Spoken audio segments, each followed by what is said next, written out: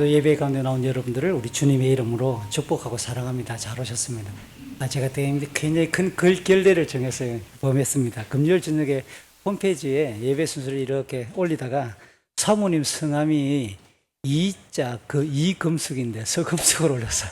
오늘 기도도 그렇게 했는데 다시 한번 양해를 구하고 이금숙 사모님입니다. 여러분 볼펜 있으면 고쳐주세요. 장홍대, 이금숙, 우리 목사님, 사모님, 그리고 서은교사님 부부인데 오늘 오전에 설교 그리고 오후에 특강차 교회를 방문했습니다. 우리 박수로 크게 환영할까요? 네. 기억나세요? 예전에 한번 우리 교회를 다녀가서 성경번역 사역에 대해서 특강을 한번 한 적이 있는데 오늘 두 번째 우리 교회를 방문하신 겁니다. 오늘 함께 나눌 설교 본문 말씀은 열왕기하 22장 1절부터 10절 23장 21절부터 27절 주보 4쪽에 보시면 한쪽은 개역개정 성경으로 또 한쪽은 쉬운 성경으로 이렇게 표기되어 있습니다. 제가 이렇게 오늘을 읽죠. 개역개정을 읽으면 여러분들은 쉬운 성경으로 이렇게 나누어서 교독을 한 절씩 읽으면 안 좋겠나 싶어요.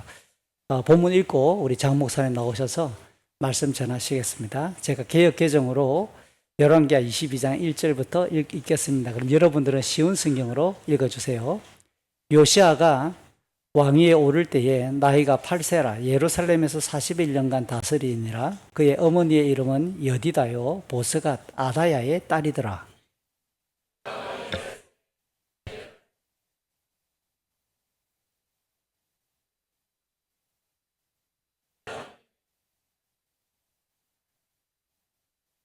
요시아가 여호와 보시기에 정직히 행하여 그의 조상 다윗의 모든 길로 행하고 좌우로 치우치지 아니하였더라.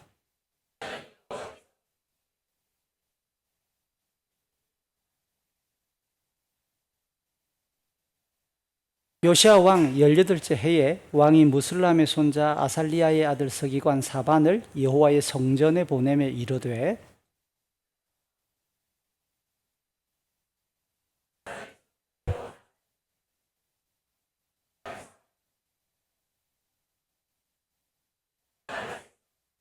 너는 대제사장 힐기야에게 올라가서 백성이 여호와의 성전에 드린 은 곧 문지킨 자가 수납한 은을 계산하여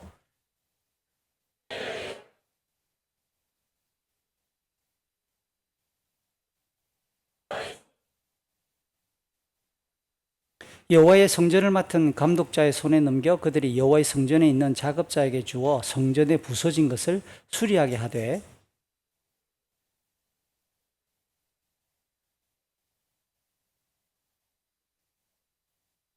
곧 목수와 건축자와 미장이에게 주게 하고 또 제목과 다듬은 돌을 사서 그 성전을 수리하게 하라.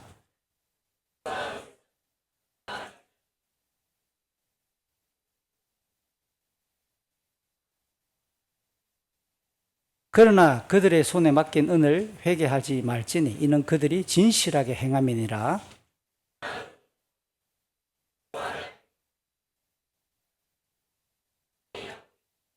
대제사장 힐기야가 서기관 사반에게 이르되 내가 여호와의 성전에서 율법책을 발견하였노라 하고 힐기야가 그 책을 사반에게 주니 사반이 읽으니라.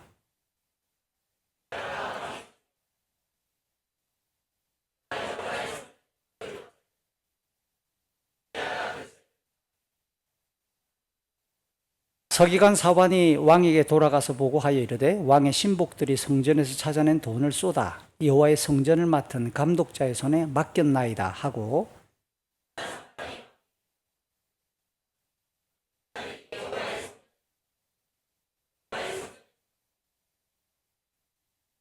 또 서기관 사반이 왕에게 말해 이르되 제사장 힐기야가 내게 책을 주더이다 하고 사반이 왕의 앞에서 읽음에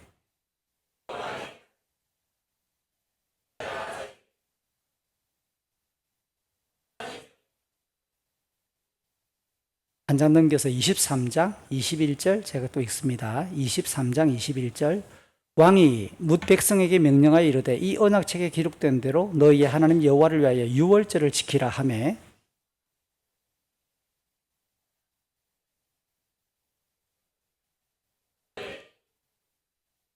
사사가 이스라엘을 다스리던 시대부터 이스라엘 여러 왕의 시대와 유다 여러 왕의 시대에 이렇게 유월절을 지킨 일이 없었더니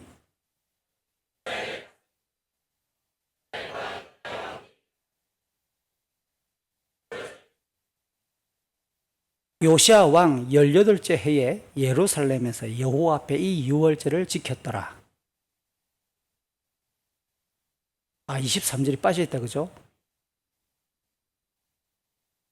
예. 화면에는 있습니다. 네. 24절. 요시아가 또 유다 땅과 예루살렘에 보이는 신접한 자와 점쟁이와 두라빔과 우상과 모든 가증한 것을 다 제거하였으니 이는 대지상 hil기야가 여호와의 성전에서 발견한 책에 기록된 율법의 말씀을 이루려 함이라.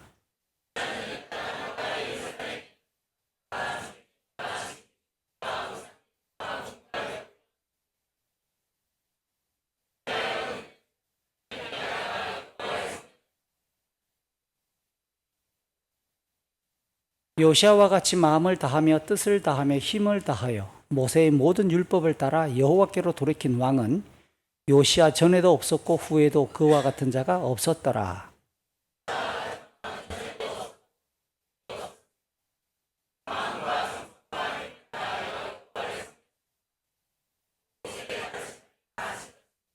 그러나 여호와께서 유다를 향하여 내리신 그 크게 타오르는 진노를 돌이키지 아니하셨으니 이는 므낫세가 여호와를 경노하게 한 그 모든 경노 때문이라.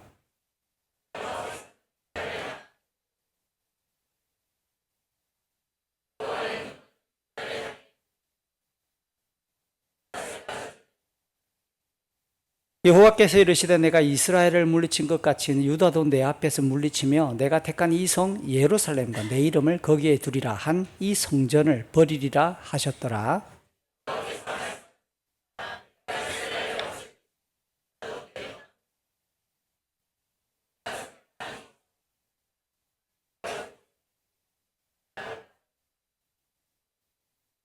네, 장 목사님 나오시겠습니다.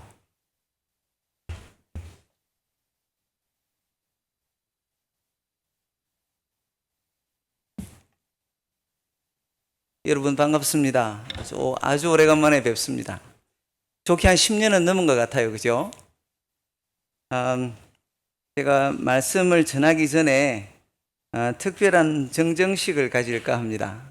여러분 들으셨겠지만 작년 8월에 저희가 인도네시아령 파푸아에서 성경을 번역하고 있던 완본 부족의 창세기와 신약 성경 번역을 마쳤어요. 그래서 성경이 나왔거든요. 그래서 성경이 끝으로 보면 이렇게 생겼습니다. 이게 창세기와 신약 성경인데 여러분께서 그간 저희와 아주 초창기 때부터 열심히 동력하신 끝에 얻은 결실이라 제가 여러분들을 대신해서 우리 목사님 목에 이걸 걸어드려도 될까요?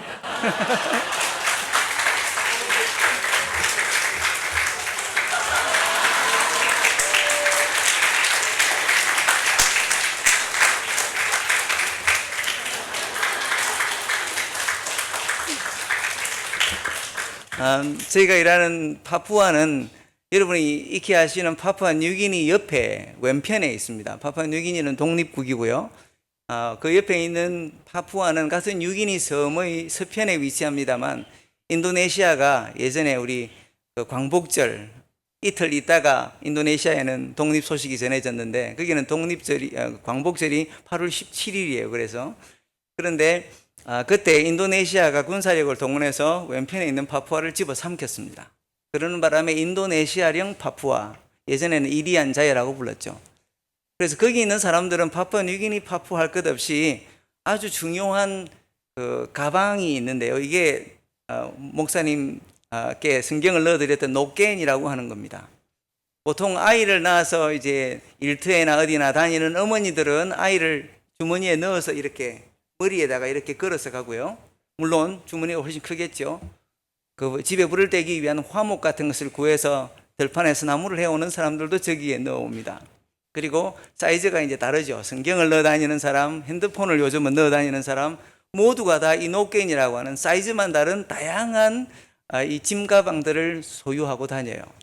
그래서 우리도 하나님 말씀을 번역했을 때 당신들이 어디로 가든지 지니고 다니시라는 뜻으로 성경을 저기에 넣어서 선물했는데요. 오늘 여러분들께도 이 말씀이 참 의미가 있기를 바랍니다. 마침 오늘 주일 강단에서 말씀을 전할 기회가 제게 주어졌으므로 저는 이 말씀의 가치에 대해서 성경이 보여주고 있는 한 예를 여러분들과 함께 나누었으면 합니다.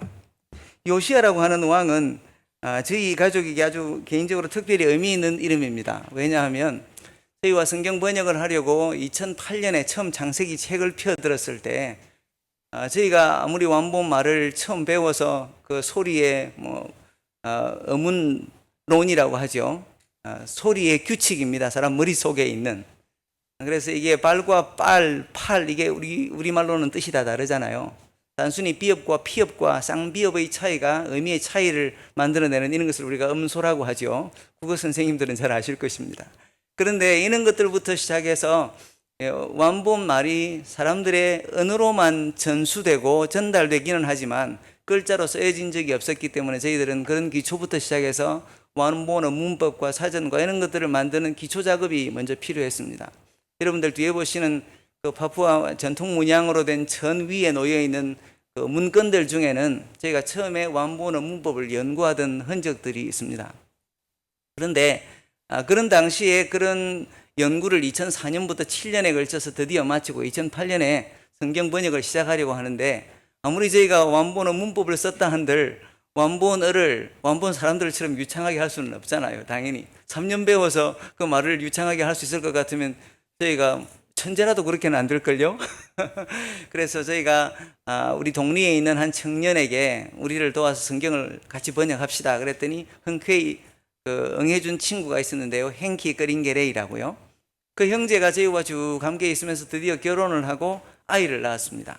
첫 아이를 낳으면서 우리 아이가 남자면 우리 장승 교사님이 이름을 지어주시고 딸이면 저와 우리 처가의 사람들이 의논을 해서 이름을 짓겠습니다 그러더라고요. 그런데 아들이 나왔어요.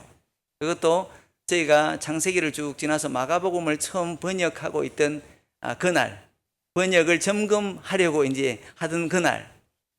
그래서 그 아들 이름을 이름이 뭡니까? 지금 우리 임금 이름이 요시야라고 지어주었습니다. 우리 때에는 지금 당장 말씀으로 인한 부흥이 없을지라도 우리 아이들 때라도 하나님의 말씀으로 말미암은 부흥이 우리 완본 부족에 있게 하자라고 하는 소원을 담은 그런 것이었는데요. 그 아이는 처음부터 많이 아프고 힘들었습니다만 한때는 그 마을에서 우리양아 선발 대회 우승까지 한 군에서 우리양아 선발 대회 우승까지 한 이력이 있는 아주 튼튼한 친구입니다. 지금 이제 막 초등학교 1학년이 되었어요. 그러니까 시간이 좀 지난 셈이죠. 그 하나님의 말씀으로서의 어떤 그 성경의 가치를 우리가 다시 이야기할 필요가 있겠습니까마는 성경은 누누이 그 가치를 말하고 있고 그리고 그 성경의 가치를 나라의 어떤 국가의 기조로 삼았다가 버린 나라들도 있고 예를 들어 미국 같은 나라 그리고 우리 개인의 경험으로 보더라도 우리가 배우고 또 지녀야 할 것으로 하나님의 말씀보다 더 우선할 만한 가치는 없다고 봅니다. 여러분들도 동의하시죠? 저 유명한 시편 119편을 보십시오. 176절이라고 하는 아주 긴 구절에 걸쳐서 하나님의 말씀과 하나님의 법의 가치를 노래하는데요. 그게 119편 127절에는 지금 보시는 것처럼 이렇게 노래하죠. 그러므로 내가 주의 계명들을 금 곧 순금보다 더 사랑하나이다. 그런데 이런 말씀을 듣고 우리는 좀 찔리죠. 지금 하나님의 말씀의 가치를 이렇게 생각하기는커녕 심지어 우리가 그렇게 눈여겨보는 아파트 시세라든지 주가라든지 그런 것들이 오르내리는 것을 주위에서 보는 것만큼이나 우리가 하나님의 말씀을 주의 깊게 살펴보는가 말이죠. 잠언은 하나님의 말씀에 대한 관심이 멀어지는 세대의 결말에 대해서 말하기를 묵시가 없으면 백성이 방자히 행하거니와 율법을 지키는 자는 복이 있느니라 이렇게 말합니다. 여기서 묵시로 번역된 단어는 하나님께서 주신 계시 혹은 비전을 말하죠. 그렇기 때문에 하나님의 말씀, 즉 계시를 붙들고 살지 않는 사람과 반대로 그 말씀을 귀히 여기는 법도를 경청하고 지키는 사람의 운명이 저렇게 나뉜다는 것입니다. 백성이 방자에 행하고 망하거니와 그렇지 않은 민족은 하나님 앞에 생명을 얻는다는 것이죠. 하나님의 말씀을 경청하며 순종하고 말고가 그런 차이를 낳는 것은 무엇보다도 그 말씀이 진리이기 때문입니다. 우리 주님은 요한복음 17장 17절에서 이렇게 말씀하죠. 그들을 진리로 거룩하게 하옵소서. 아버지의 말씀은 진리니이다 라고요. 이때 주님은 이 말씀이 진리라고 말합니다. 진실일 뿐만 아니라 진리라고요. 진실과 진리의 차이는 엄청납니다. 요한이 전한 복음에 의하면 진리가 우리를 자유롭게 하고 요한복음 8장 32절에요. 이 진리 안에서 행함으로써 우리는 거룩하게 된다 이렇게 말씀합니다. 단순한 사실을 아는 것 혹은 진실을 밝히는 것이 우리에게 그런 능력과 그런 은혜를 선사합니까? 그렇지 못하죠. 우리 후세대의 교회를 비롯한 많은 동력자들이 신실하게 동력해 주신 끝에 저희는 아까 말씀드린 것 같은 인도네시아 파푸아의 완본이라고 하는 부족, 숫자로는 얼마 되지 않습니다. 4,000명에 불과하니까요. 4,000명에 불과하지만 그 부족을 위해서 하나님 말씀을 번역했고 또 이제 구약 성경을 마저 번역하려고 합니다. 그런데 그들도 하나님의 말씀을 그들의 언어로 이해할 수 있도록 돕는 이 의미 있는 일에 우리 후세대 교회가 참 온 마음을 다해서 동력해 주신 것에 저희가 고마운 마음을 이루 금할 수가 없습니다. 오늘은 그 감사한 마음과 함께 우리에게도 하나님께서 우리의 가슴으로 속속 이해할 수 있도록 하나님의 말씀을 이미 주셨는데 이 말씀의 가치에 관해서 역사 속에 있는 이 한 예를 살펴보면서 그 말씀의 가치를 함께 깊이 생각해 보았으면 합니다. 오늘 우리가 읽은 본문은 남유다의 왕이었던 요시야가 유다 왕국의 거의 말기점에 이미 이스라엘은 멸망했고 그리고 이 말기에 다다른 이 유다 왕국의 요시야라고 하는 왕에 관한 이야기입니다. 대개 왕이 한 어떤 일에 대해서 그 업적을 채 한 줄도 할애하지 않고 짧게 요약들을 합니다. 왕의 연대기라고 하는 열왕기하 이런 데서 그렇게 평을 하죠. 그런데 그 왕들의 연대기에서 요시야의 경우는 아주 남다릅니다. 그가 어린 나이 8살에 왕위에 올랐다고 하는데요. 그때 그의 이목을 사로잡았던 한 발견으로부터 시작해서 그가 취한 어떤 반응과 그가 보였던 그 결과의 행동의 결단에 따라 온 나라에 일으킨 변화까지 열왕기하에 그리고 역대하에 이 두 책은 별도의 시선을 가지고 그 상세한 내막을 전하는 것이죠. 다른 왕들은 짧게 한마디로 쓰고 마는데 말이죠. 이 요시야 왕이 발견했다라고 하는 이 발견이란 다름 아니라 하나님의 율법이 적힌 두루마리를 찾은 사건입니다. 열왕기하의 관점에 의하면 이 발견의 과정이 요시야가 그 왕의 그 말씀의 의미대로 행동에 옮긴 실행이나 그 결과만큼이나 그 과정이 아주 주의를 기울일 만하다라고 우리에게 말하고 있는 것을 보게 되는데요. 왜냐하면 열왕기하 22장 전체가 그 발견의 과정을 다루고 있거든요. 그러니 우리가 요시야 왕을 이름하여 우리가 말씀으로 유다를 개혁한 왕이라고 부르는데 저는 여러분들과 함께 그는 유다를 개혁한 왕이기에 앞서서 하나님의 말씀을 발견한 왕이다. 이 점을 우리가 깊이 부각하고 또 생각해 보았으면 합니다. 말씀을 발견하는 일이 없이 어떻게 그 말씀으로 한 민족의 예배와 삶을 개혁하는 일이 있을 수 있을까 하는 질문과 함께요. 그 발견의 과정은 이랬습니다. 그의 임기 제18년, 그러니까 8살에 올랐다가 18년이 됐으니까 26살 정도 되었겠죠. 그때 요시야 왕은 자신의 서기관인 사반이라고 하는 사람을 시켜서 성전의 보수, 성전을 고치는 일에 필요한 자금을 조달하도록 시킵니다. 그 조치에 따라서 아마도 보수가 필요한 성전의 구석구석을 살폈겠죠. 그 당시에 대제사장인 hil기야라고 하는 사람이 성전에 어디를 고칠까 하고 뜯어보았을 것입니다. 그리고 그렇게 하는 과정에서 자기가 한 책을 발견했다고 하면서 이 왕의 서기관이었던 사반에게 전달을 해줍니다. 그러자 사반은 그것을 가져와서 자기가 받아서 읽고 그리고 왕에게 가져와서 다시 왕에게 읽어줍니다. 그때 그 말씀을 들은 왕이 자신의 옷을 찢으면서, 옷을 찢는다는 것은 그 당시에 자기가 참 통분한 마음을, 이 통분하다는 마음은 억울하다기보다는 내가 왜 이랬을까 이런 회개하는 마음, 반성하는 마음, 이런 일이 일어나지 말았어야 했는데라고 하는 그런 안타까운 마음에서 자기의 마음을 찢듯 마치 옷을 찢은 것이죠. 그렇게 하면서 아주 회개하는 심정을 내비쳤습니다. 자, 일단 여기까지 이 일련의 드라마를 쭉 듣고 있자면 이것은 일종의 긴장감 넘치는 드라마가 아닐 수 없습니다. 그 책의 내용이 무엇인지는 우리에게 알려주지 않는데, 여호와의 율법 책이라고는 하지만요, 그 구체적인 내용은 가려진 채 전달에 전달을 거듭하다가, 마치 우리도 뭐 수건 돌리기 게임 이런 거 있지 않습니까? 그런데 이건 거의 폭탄 돌리기 같아요.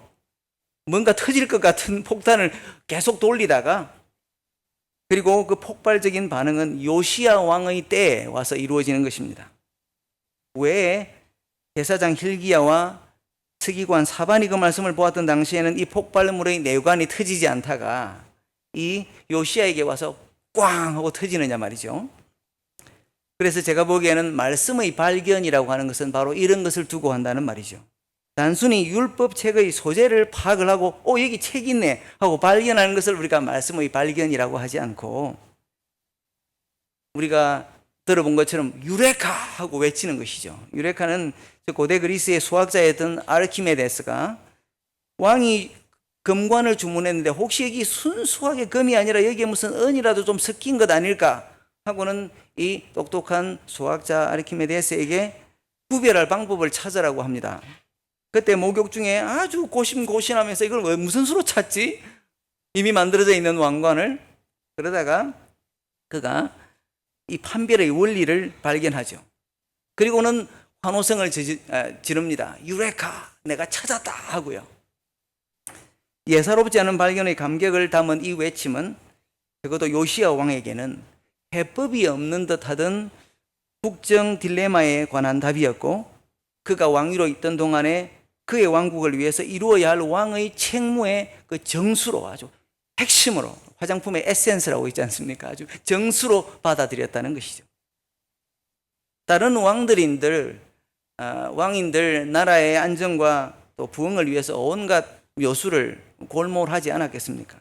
가장 대표적으로는 자기 나라의 정치적인 안정을 가져오려고 아주 여러 나라의 왕녀들, 공주들과 결혼했던 솔로몬 왕도 있죠.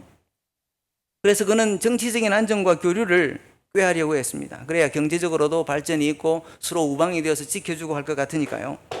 하지만 그것이 결국 정치적인 안정을 가져다 주지 못했을 뿐만 아니라 오히려 하나님의 진노를 사는 일인 줄 여러 선지자를 통해서 거듭거듭 경고했음에도 불구하고 그 후대의 왕들은 솔로몬 때 그렇게 해가지고 아주 큰 나라를 이루었으니까 우리도 그러면 될 거야 라고 그것을 답습하고 따라합니다.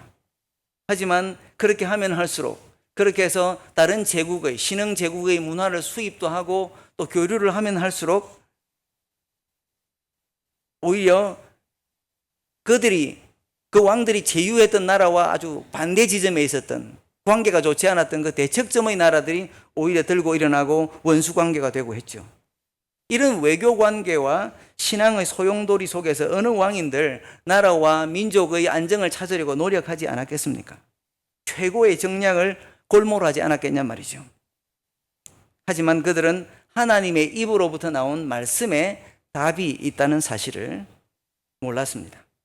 이미 존재하였던 율법의 두루마리는 방치되어 있었고 그 말씀의 가치는 무시되고 있었으니까 말이죠.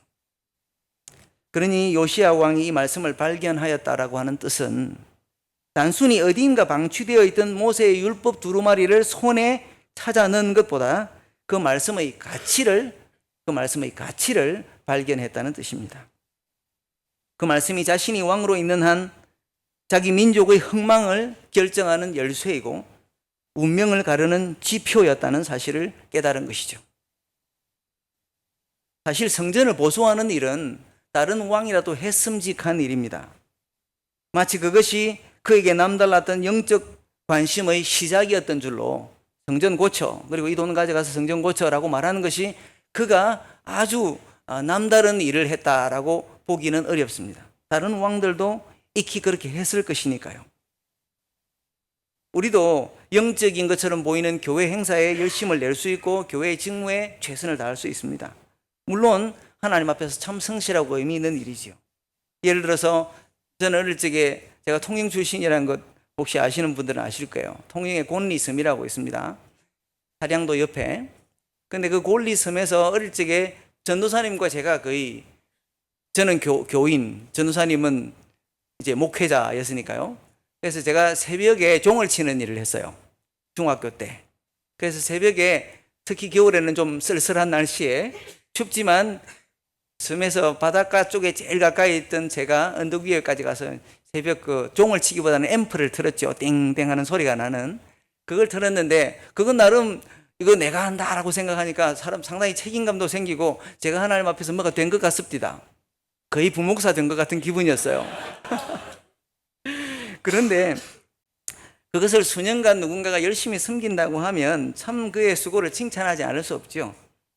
그렇지만 그것이 그의 인간적인 열심이거나 심지어 직업이 될 수도 있습니다. 그것의 영적인 의미를 발견하거나 그 수고를 통해서 하나님과 만나는 일이 일어나지 않은 채 그냥 종교적인 행위로 둔갑할 수 있다는 것이죠.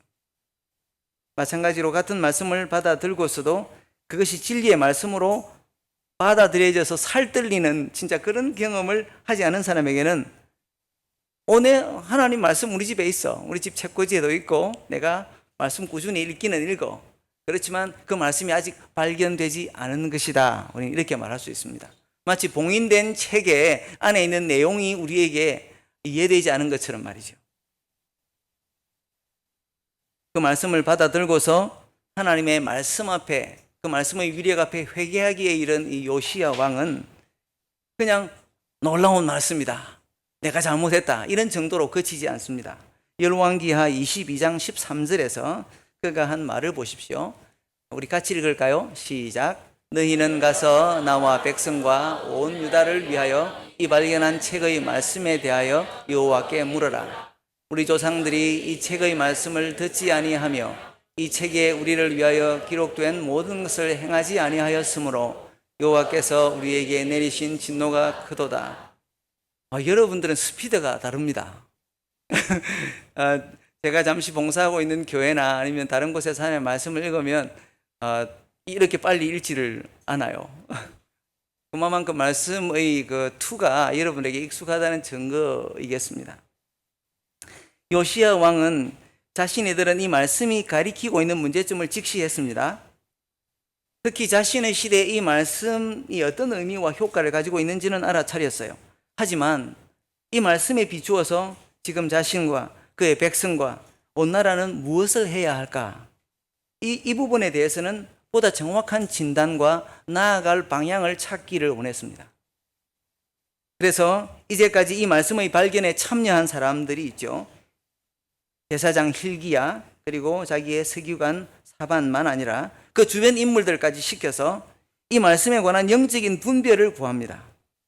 그리하여 그들이 찾은 사람이 여선지자 훌다라는 인물입니다. 처음 사반이 읽어준 말씀을 들은 그의 반응도 다른 왕들에게서는 찾아볼 수 없는 반응이었지만 이 장면은 더욱 유다의 다른 왕들에게서는 찾아볼 수 없는 아주 유례없는 행동입니다. 이 말씀을 따라 우리가 어떻게 하면 좋을까라고 찾는 이 행동 말이죠. 그의 이전에 다른 왕들도 그 하나님 말씀을 전하던 선지자에게서 의견을 들으려고 하는 여러 시도들은 있었습니다만은 그 시도들 다른 왕들과 한번 비교해 보면 이렇습니다. 열왕기하 첫 장에 나오는 아하시야라는 왕이 있는데요. 아하시야 왕은 이 북이스라엘의 왕입니다. 이스라엘 왕국이 북쪽 이스라엘과 남쪽 유다로 솔로몬 이후에 나누어졌잖아요. 그래서 지금 이 요시야 왕은 남쪽 유다에 속했고 북쪽에는 여러 왕들이 있었는데요. 한 20명 가까이. 그런데 그때 당시에 북이스라엘의 왕으로 있던 이 아하시아라는 사람이 난간에서 계단 같은 데 있잖아요. 이런 데서 뚝 떨어지는 바람에 자기가 병이 들었단 말이죠.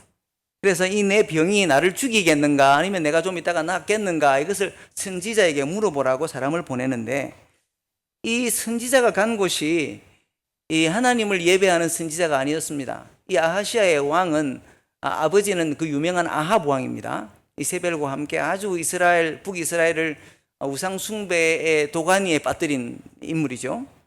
그래서 그의 아버지 못지않게 그는 하나님의 사람 선지자에게 보낸 게 아니라 이스라엘의 남서쪽에 블레셋이라고 그때 아주 유다와 원수지간에 있었던 나라에 있었잖아요. 거기 에글론이라고 하는 곳으로 보내는데요. 거기에 바알세붑이라고 하는 그 바알세붑의 뜻이 뭐 파리의 대왕, 뭐 나중에는 똥의 대왕 이렇게 불릴 정도로 아주 그 더러운 그런 우상입니다. 그런데 거기에 가서 신탁을 받아오라고 합니다. 말이 신탁이지 점 치는 거잖아요.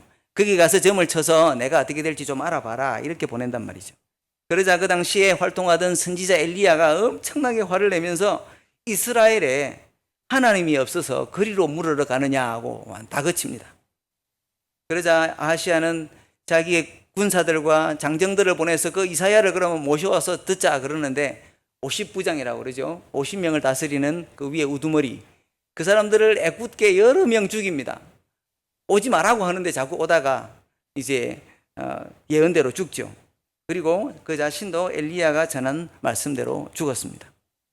나라와 백성을 향한 하나님의 생각에는 관심이 없고 일신의 안녕에만 신경을 곤두세운 왕은 아하시아만이 아니었습니다. 하나님을 경외한 몇 안 되는 왕 중에 유명한 히스기야도 있습니다. 히스기야도 병이 걸려서 죽을 위기에 처했지만 그의 간절한 기도를 들으신 하나님께서 수명을 15년이나 연장을 시켜주신 그런 역사의 장본인입니다. 그 사람에 관한 이야기는 열왕기하 20장, 우리가 읽었던 22장보다 몇 장 앞에 있는데요. 그는 병에서 회복되리라고 하는 이사야 선지자의 예언을 들은 지 얼마 되지 않아서 그가 병에서 나았다고 축하 사절이 바벨론에서 오는데요. 그 바벨론에서 온 축하 사절을 맞으러 나가서 병문안을 온 그 사람들에게 유다의 보물 창고와 군기고를, 군기고 아시죠 여러분? 무기 같은 것이 오늘날로 치면 우리 미사일이 몇 방 이렇게 대포가 몇 문 이렇게 있다고 이렇게 활짝 문을 열어서 보여준 것이죠.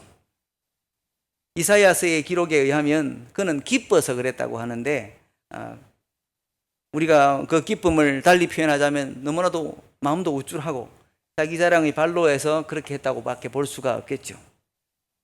그런 히스기야에게 이사야 선지자는 다시 말하기를 왕궁의 모든 보물과 조상적부터 쌓아왔던 모든 것이 결국에는 바벨론으로 다 옮겨질 것이고 그의 자식들까지 바벨론 왕궁으로 잡혀가고 말 것이다. 이런 예언을 합니다.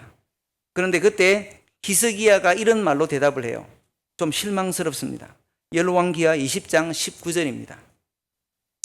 히스기야가 이사야에게 이르되 당신이 전한 바 여호와의 말씀이 선하나이다. 죽을 거라고 하고 모든 무기와 모든 보물들이 바벨론으로 옮겨질 거라고 하는데요. 또 이르되 만일 내가 사는 날에 태평과 진실이 있을진데 어찌 선하지 아니하리요 하니라. 여러분 이 대답이 어떻습니까? 이것이 왕이고 또 아버지가 된 사람으로서 할 소리입니까? 내 일신의 안녕이 죽는 것으로 족하다는 말처럼 들리지 않습니까? 그래서 오죽하면 고대의 어떤 역본에는 이 마지막 문장이 빠져 있습니다. 우리가 히스기야는 훌륭한 왕으로 알고 있는데 이런 훌륭한 분이 이런 말을 했을 리가 없다라고 하면서 역본에서 싹 빼놓은 거죠.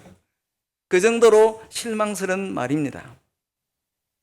그러니 바알세붑에게 전보를 보냈던 아하시아보다는 나았을는지 모르지만 히스기야도 말년에 한 나라의 명운을 책임지는 왕으로서 일관된 선한 리더십을 보여주지는 못했다. 우리가 이렇게 말할 수 있겠죠. 그에 비해서 요시야 왕이 사람들을 여선지자 훌다에게 보내고 거기서 돌아온 전갈에 어떤 반응을 보이는지를 한번 보십시오. 훌다는 선지자 예레미야와 동시대 사람입니다. 이 훌다는 말하기를 예레미야 선지자가 그 당시에 예언했던 말씀과도 다르지 않고 그리고 앞서 이사야가 히스기야에게 예언했던 것과도 같은 맥락의 말씀을 전합니다. 열왕기하 22장 15절부터 17절에 요시야에게 훌다가 전하라고 하면서 전한 메시지의 전반부, 이것은 일부입니다. 일부가 전해지는데요. 같이 읽어볼까요? 시작. 훌다가 그들에게 이르되 이스라엘 하나님 여호와의 말씀이 너희는 너희를 내게 보낸 사람에게 말하기를 여호와의 말씀이 내가 이곳과 그 주민에게 재앙을 내리되 곧 유다 왕이 읽은 책의 모든 말대로 하리니 이는 이 백성이 나를 버리고 다른 신에게 분향하며 그들의 손의 모든 행위로 나를 경노하게 하였음이라. 그러므로 내가 이곳을 향하여 내린 진노가 끄지지 아니하리라 하라 하셨느니라. 겸손하게 하나님의 사람에게, 선지자에게 의견을, 장문을 구한 요시야에게 이 말은 마른 하늘의 날벼락 정도는 아니더라도 적잖이 희망을 잠재우는 말로 들렸지 않겠습니까? 하나님의 진노의 불은 이미 시작되었고 그것을 끄트릴 방법은 없다라고 하는 답이 돌아왔으니까요. 누가 충분한 반성과 눈물을 보이고 용서해 주세요 하고 다가갔는데 상대방이 안 돼, 용서 못해 라고 말하면 우리는 어떤 반응을 보입니까? 오케이, 나는 용서를 빌었는데 당신이 용서를 해주지 않으니까 뭐, 그러면서 태도가 싹 바뀌는 경우들이 많습니다. 그 말은 조금 더 정중히 표현하더라도 조금 전에 히스기야 왕이 말했던 것 같이 좋아요, 하나님이 하시는 일이니까 다 선하시죠, 제가 뭘 어떻게 하겠어요, 이렇게 말하는 것이 될 수 있잖아요. 아주 자조적인, 아주 낙담을 섞어서 포기하는 듯한 말을 할 수 있단 말이죠. 그런데 그와는 달리 요시야는 자신이 발견한 말씀에 대해서 하나님의 사람에게 이런 자문을 구하였던 것이 정말 얼마나 진심 어린 태도였던지를 이 말을 듣고 요시야가 하는 반응을 보고 알 수 있습니다. 훌다의 말을 듣고 난 뒤에 23장부터 이 선지자의 말을 전해들은 요시야가 남다른 반응을 보입니다.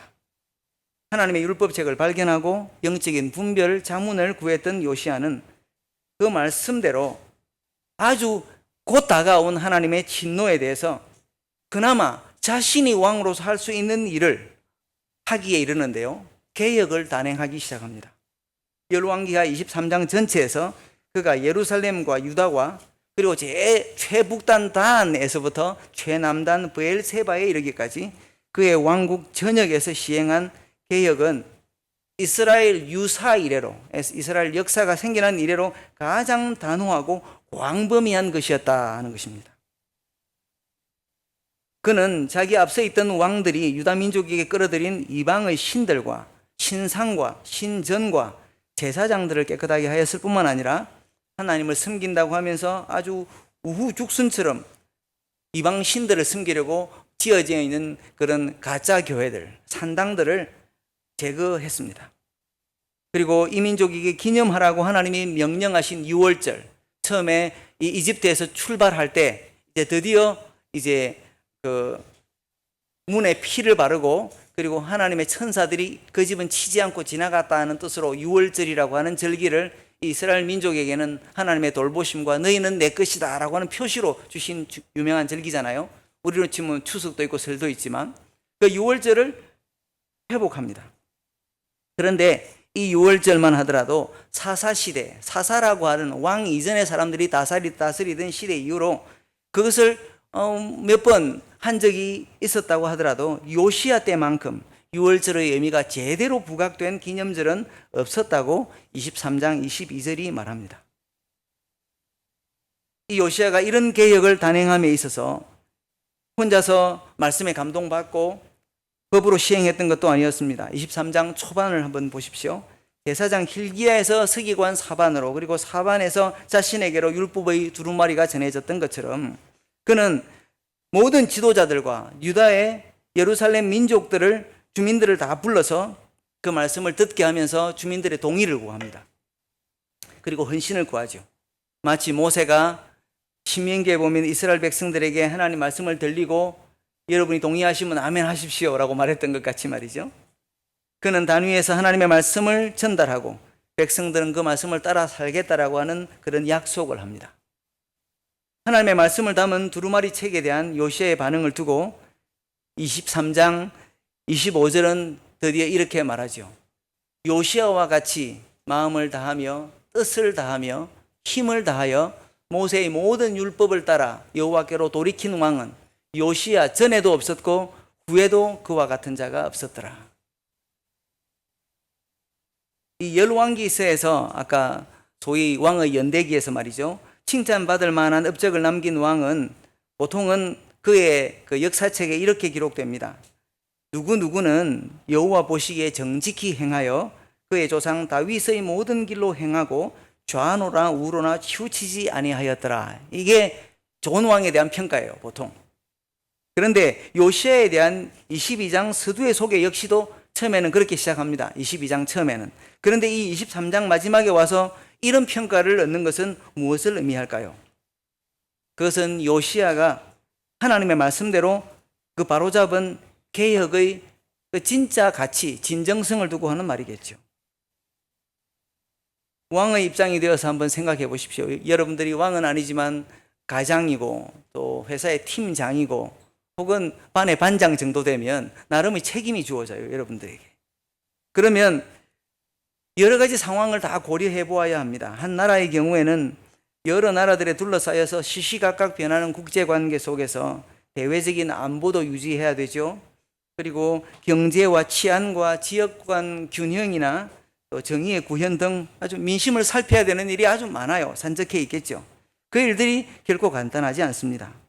그런 가운데 하나님의 율법에서 명한 예배의 회복이라든지 질서를 세우는 것은 나는 국가적인 대사로 바쁘니까 제사장님이나 아니면 선지자님들께서 하십시오, 이렇게 핑계할 수 있지 않겠습니까? 그렇기 때문에 요시야가 대단하다는 겁니다. 그는 마음을 다하고 뜻을 다하고 힘을 다하여 모세의 모든 율법을 따라 여호와께로 마음을 돌이킨 왕이 그의 전에도 없었고 그의 후에도 없었다. 성경이 이렇게 평하는 것은 바로 그런 이유 때문입니다. 요시야의 그런 진실한 마음. 보통은 그의 조상 다윗의 길로 행하였다라고 하면서 왕들의 모든 업적을 평하는 기준으로 다윗을 삼는데, 지금 여기는 요시야가 다윗을 능가하여 하나님의 말씀을 경청하는 일에, 보통 히브리어 경청한다, 쉐마라고 하는 말은 단순히 말씀을 귀 기울여 듣는다가 아니라 듣고 행한다라고 하는 실천의 의미가 담겨 있죠. 그렇게 하나님의 말씀을 경청하는 일에 지금 다윗을 능가하는 대명사가 된 것입니다.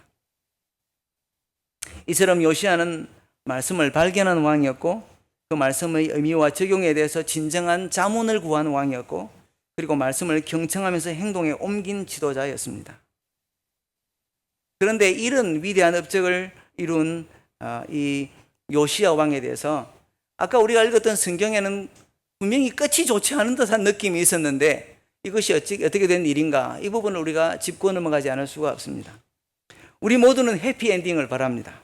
그런데 다윗을 능가하는 경청과 개혁의 대명사가 된 이 요시야 왕이 모든 공들인 수고를 하고 난 뒤에 결국에는 그게 무슨 의미야, 열심히 그렇게 살았다 한들 그는 전쟁에 나가서 죽었다는데, 이렇게 생각할 수 있죠. 만약 그게 아니라면 그게 다 무슨 의미이고 소용이냐고, 말씀을 존중하는 것도 개혁하는 것도 다 의미가 없는 일 아니냐고 우리가 생각할 수 있다는 것이죠. 누구든지 가장이든지 직장의 기업인 회장이나 아니면 사장이든지 학교의 선생님 중에서 교장이든 교감이든 학교의 담임 선생님이라도 내가 열심히 노력한들 무슨 의미가 있어 라고 생각할 수 있잖아요. 그런데 여기에 중요한 힌트가 이 말씀에도 있다는 것이죠. 일찍이 요시야 왕이 제사장과 서기관을 비롯한 그의 사자들, 그의 메신저들을 여선지자 훌다에게 보냈을 때 그는 이미 답을 들었습니다. 그런데 아까 우리는 앞부분만 들었잖아요. 하나님이 유다를 향한 진노를 돌이키지 않을 것이다, 이렇게 말씀하셨었죠. 그런데도 그는 히스기야처럼 자신만을 챙기면서 그것으로 족하다, 그 말씀이 옳습니다, 선하십니다, 이렇게 그냥 하고 마는 것이 아니라 왕으로서 자기의 나라와 백성을 향한 개혁을 단행했습니다. 대개 이런 말씀을 했는데도 마음을 돌이키고 열심히 살면 좀 하나님이 봐주시지 않습니까? 요나의 메시지를 듣고 회개한 아시리아의 수도 니느웨 백성을 향해서도 하나님이 심판을 보류하셨더랬지 않습니까? 그런데 23장 26절 이후에 요시야 왕의 개혁에 뒤따른 결말을 잃는 우리로서는 실망하지 않을 수가 없는 것이죠. 왜 하나님이 이번에는 안 봐주시지? 이렇게요.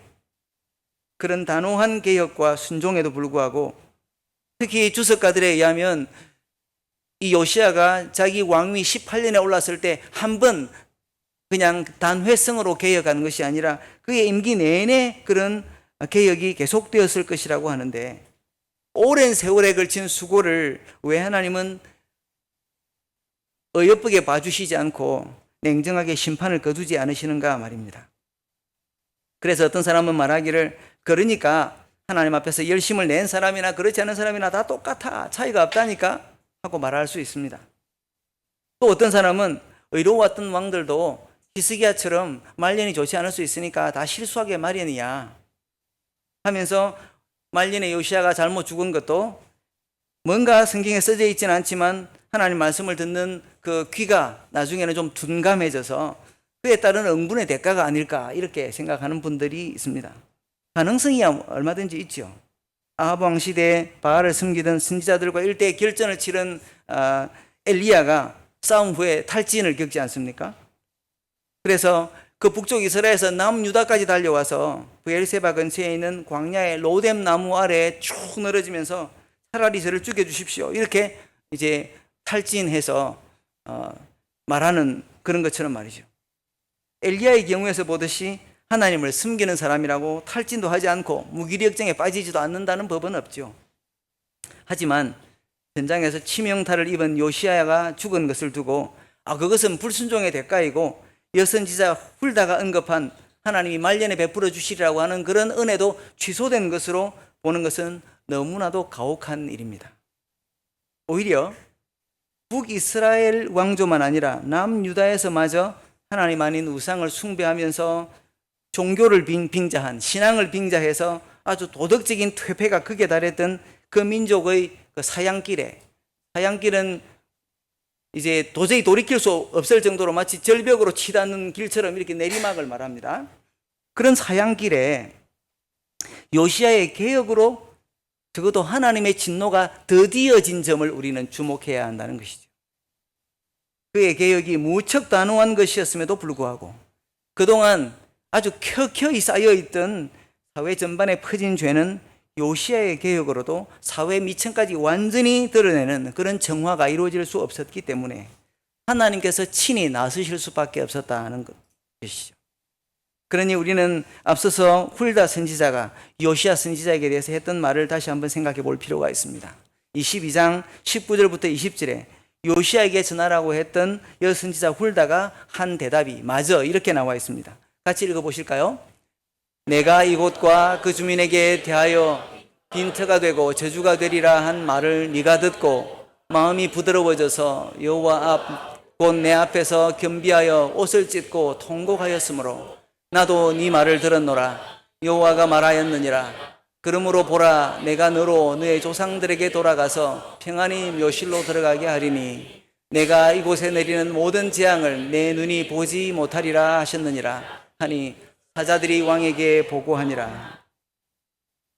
유다에게 이 말, 지금 자기의 후대 왕들과 또 나라 민족에게 이 말 하나님의 진노를 돌이키지 않으시겠다고 하신 말씀에 이어서 그럼에도 불구하고 그 임박한 진노를 요시야 너는 보지 않고 조상의 묘에 들어갈 것이다 라고 하나님이 말씀해 주셨던 것입니다. 히스기야에게 이사야가 전한 메시지도 이와 비슷했습니다. 다만 히스기야의 경우에는 자식들 중에서 바벨론으로 잡혀가는 일이 있어도 자신은 고이 이 세상을 떠날 것이라고 하는 말에 만족감을 표할 만큼 히스기야가 자기중심적이었다면 요시야는 그렇지 않았습니다. 오히려 자신이 죽을 때까지는 자기 백성에게 그런 화가 미치지 않을 것을 아는 이타적인 리더십이었다는 것이죠. 그렇지 않았다면 이런 예고를 미리 듣고서도 망할 건데 뭐 그러면서 아무 일도 하지 않죠. 굳이 자신의 치세 동안에라도 율법에 부합하는 예배를 회복하려고 국가적인 개혁을 귀찮게 시도했겠냐 말입니다. 그러므로 요시야의 개혁을 두고 우리가 감히 실패라느니 이룬 것이 없다느니 라고 말해서는 안 된다는 것입니다. 우리가 말씀을 따르고 하나님을 수종든다고 그 효과가 완전할 것이라고 기대하고 섬긴다면 오히려 그것 자체가 오만한 것이 아닐 수 없죠. 하나님 외에 누가 사람의 속과 사회를 제대로 개혁할 수가 있겠습니까? 개혁은 하나님이 하시는 것입니다. 진노 중에라도 긍휼을 잊지 않으시는 하나님께서 요시야 후에 그의 아들 때에 이르러 바벨론에 의해서 남유다가 망하게 하시는 것이 오히려 진정한 개혁을 위한 하나님의 최후 수단이었습니다. 우리가 알기로. 그러나 요시야는 자신의 때에 최선을 다해서 자기의 임무를 다했습니다. 하나님의 능력과는 비교할 수 없는 자신의 분수를 알면서도 자신의 역할을 하는 것. 그것이 귀하고 칭찬받아 마땅한 것이죠. 그리고 요시야에게 그 분수에 맞는 역할이란 하나님 말씀의 가치를 발견하는 것, 믿음의 공동체 안에서 자문을 구하는 것, 그 말씀을 자신의 지위에 맞게 적용하는 것이었습니다. 여러분에게는 독특한 시간이 있다고 아까 목사님한테서 말씀을 들었어요. 주일 오전에 말씀을 듣고 점심을 먹으면서 그날 들은 말씀에 대해서 토의를 한다면서요. 지금 이 요시야 왕이 하는 것과 똑같은 일입니다. 이 말씀을 우리가 들었는데 그럼 우리는 어떻게 할까? 그런 고민을 여러분들은 하시는 분들이세요. 우리는 어떻게 해야 하겠습니까? 결국 이 세상이 심판에 이를 것이라고는 사실은 우리가 예수님의 예고를 통해서나 아니면 요한계시록을 통해서나 익히 잘 알고 있습니다. 우리는 말씀을 전파하는 것으로 말미암아 우리가 속한 도시가, 진주가, 혹은 통영이, 혹은 경상남도가, 대한민국이, 온 민족이 주님 앞에 회심하고 또 그 민족들이 주님께로 돌아온다면 감사한 일입니다. 하지만 그런 도시도 민족도 언젠가는 다시 쇠락의 길을 걷게 될 것입니다. 그럼에도 불구하고 우리는 우리 세대의 선교를 계속해야만 합니다.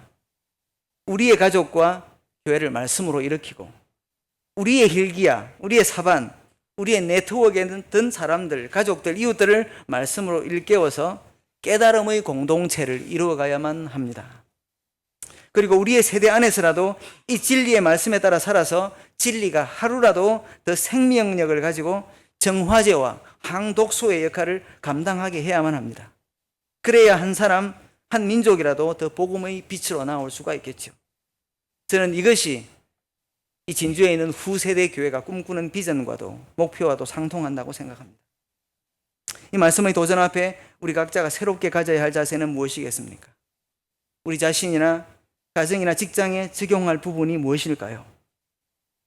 이번 주간 내내 성령께서 그런 고민을 우리에게 주시기를 바랍니다. 그래서 진리의 말씀이 가르치는 대로 더 선명한 비전을 가지고 살면서 실천하는 선교적인 삶을 우리 시대에 살아가는 우리 모두가 되기를 간절히 바랍니다. 잠깐 기도하겠습니다. 하나님 아버지 고맙고 감사합니다. 우리에게 좋은 본을 보여준 이 왕의 이야기를 저희가 읽었습니다. 하나님, 비록 하나님의 말씀은 취소되지 않고 민족은 패망의 길로 쇠망의 길로 간다고 할지라도 지금 이 시대에 우리에게 목숨 붙여주신 날 동안, 오늘이라 일컫는 날 동안 우리가 할 일이 무엇인지를 알고 주님 앞에서 가장 선하고 올바른 일을 우리의 마음을 다하여 뜻을 다하여 주님 앞에서 실천하는 주님의 뜻과 나라를 구하는 저희 모두가 될 수 있도록, 우리 후세대 교회가 될 수 있도록 우리 가정들과 믿음의 족속들이 다 될 수 있게 축복해 주십시오. 감사드리옵고 구주 예수 그리스도 이름으로 기도합니다. 아멘.